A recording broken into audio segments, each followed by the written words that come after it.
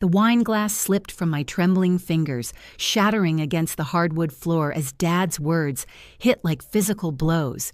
"You can't even pay your own rent, Lauren. What have you done with your life?" The red stain spread across the white oak, matching the heat flooding my cheeks as 20 relatives turned to stare. Mom's laugh cut through the silence like broken glass. "She's almost 30 and still living like a teenager. Maybe if you'd married someone successful instead of chasing those silly internet projects, we wouldn't be embarrassed at family gatherings." My throat constricted as Uncle Mike chuckled from across the room. My brother Jake raised his champagne flute in mock celebration. To Lauren, still figuring it out at 29, maybe she'll be useful by 40. His wife Sarah giggled behind her hand, pretending the cruelty was charming. The grandfather clock in the corner seemed to tick louder as I forced my lips into a smile. None of them knew what was coming. For 2 years, they'd watched me struggle with that little website thing, rolling their eyes when I worked late nights, dismissing my excitement about user growth and revenue streams. They saw the old Honda in the driveway, the thrift store clothes, the declined dinner invitations, and they assumed they knew the whole story. My name is Lauren. I'm 29 years old, and I'm a tech entrepreneur. This is the story of how I made my family finally see who I'd become. Dad leaned back in his leather chair, swirling his scotch with the confidence of a man who'd never been challenged in his own dining room. "Your brother took real risks, built something meaningful. He gestured dismissively at me. "You played it safe and stayed poor." The words should have stung, but something had shifted inside me during these past months of secrecy. I met his cold stare without flinching. "Are you absolutely sure about that?" The room went dead quiet. Jake laughed first, loud and patronizing. "Oh, please, Lauren. What do you even do all day? Post motivational quotes and call it entrepreneurship?" I smiled slowly, watching his confidence waver. "Funny thing about real success. It doesn't need to announce itself with expensive suits and lease payments on cars you can't actually afford." Mom frowned, her Botox preventing deeper expression. "What's that supposed to mean?" I let the moment stretch, savoring the first time in years they were all listening to me without interruption. It means the person you've spent 2 years calling a failure might just be the only reason this family still has something left to lose. The laughter died instantly. Forks suspended midair. Dad's hand tightened around his glass. "What exactly are you trying to say, Lauren?" His voice carried a warning I'd heard countless times before. I took a slow breath, feeling the weight of 2 years of silence lifting from my shoulders. "I'm saying that business loan you took out last spring, the one for the restaurant expansion?" I paused, watching recognition flicker in his eyes. "You might want to check who actually guaranteed that approval." The bank had required a secondary guarantor with sufficient assets, and I'd quietly stepped in when his application stalled, a detail he'd never bothered to investigate. The color drained from his face. Mom's wine glass hit the table harder than intended. "That's impossible," Jake said, but his voice had lost its cockiness. "You don't have that kind of money. You drive a 15-year-old Honda." "You're right," I said calmly. "I do drive that Honda, by choice. Because when you own 3 companies and manage a team of 40 employees across 2 cities, you tend to care more about profit margins than impressing people at traffic lights." Silence. Dad's phone appeared in his shaking hands. I watched him scroll through banking apps, loan documents, business registrations, the progression of emotions across his face. Confusion, disbelief, then something approaching fear. It told me exactly when he found what he was looking for. "Your name," he whispered. "It's on the guarantee and the business revenue report." He looked up at me like he was seeing a stranger. "How is your company showing annual revenue of—" $4.2 million, I finished. "Last year. This year, we're projected to hit 6. Mom actually gasped. Sarah dropped her fork and the metallic clatter echoed through the silence. Jake leaned forward desperately. "You're lying. If you had that kind of money, we'd know. You'd have—" "What, a bigger house, flashier car, designer clothes?" I shook my head. "That's exactly the kind of thinking that keeps people broke, Jake. While you were buying image, I was building equity. While you were networking at country clubs, I was coding until 3 a.m. and negotiating contracts with Fortune 500 companies." "This is insane," Mom breathed.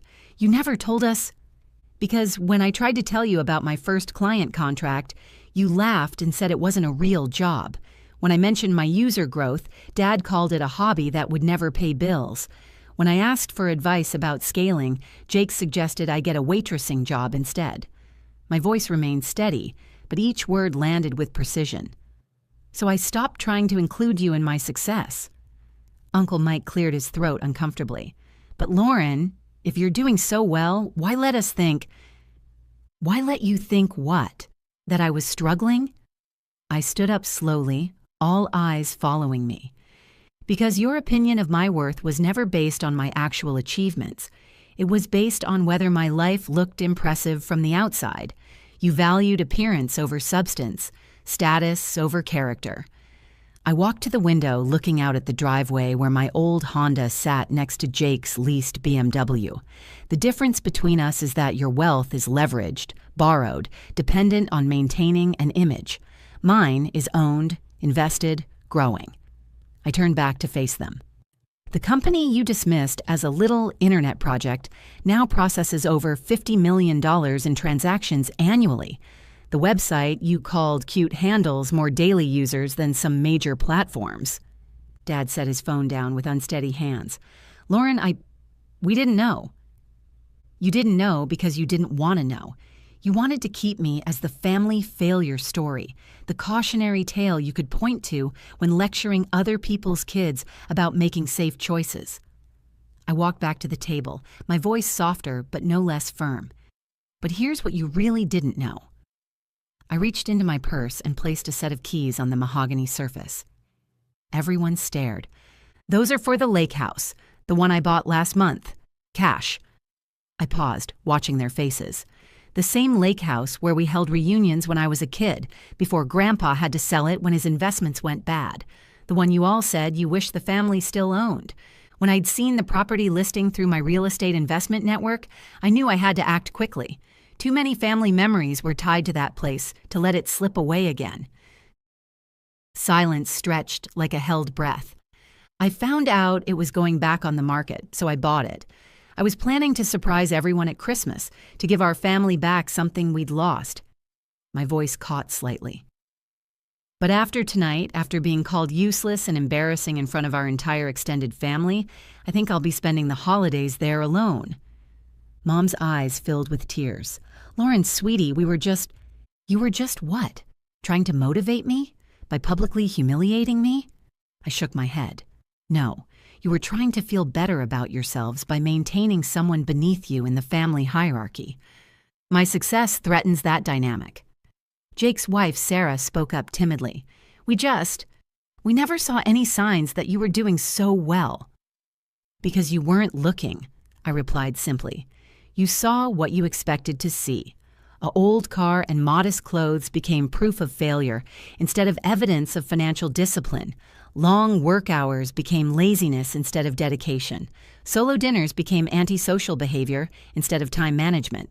I gathered my purse and jacket. "The hardest lesson I've learned in business is knowing when to walk away from bad investments, when to stop throwing energy into relationships that don't provide returns." Dad's voice cracked as I headed toward the door. "Lauren, wait, please. Let's talk about this." I paused, hand on the doorknob. "Now you want to talk. Interesting how that coincides with finding out about my net worth." I turned around one last time. "You taught me that families should support each other through struggles and celebrate each other's victories. Tonight showed me you're only interested in the celebrating part, and only when it reflects well on you." The cool night air hit my face as I stepped outside, and for the first time in years, I felt completely free from their expectations. My phone was already buzzing with messages. Mom, Dad, Jake, even Sarah. But I wasn't ready to answer them yet. Some victories are better savored alone, at least at first. When I woke up the following morning in my downtown apartment, 37 missed calls and dozens of desperate messages waited on my phone. A desperate text from Jake stood out. "Please call. We need to fix this." But the message that caught my attention came from my cousin Emma, who'd been quietly watching everything unfold the night before. "I've been thinking about starting my own business," her text read. "Could we grab coffee? I'd love to hear about your journey." I smiled as I typed back, "Absolutely.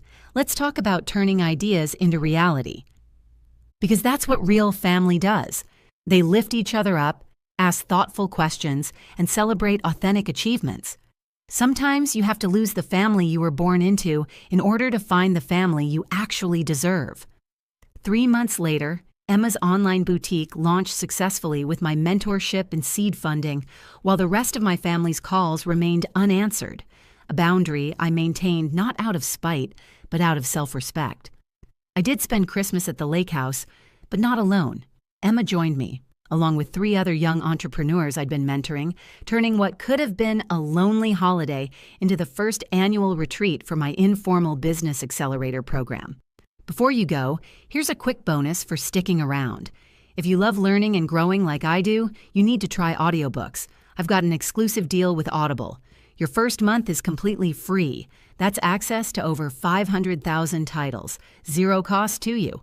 All the details are waiting in the description. Don't miss this one.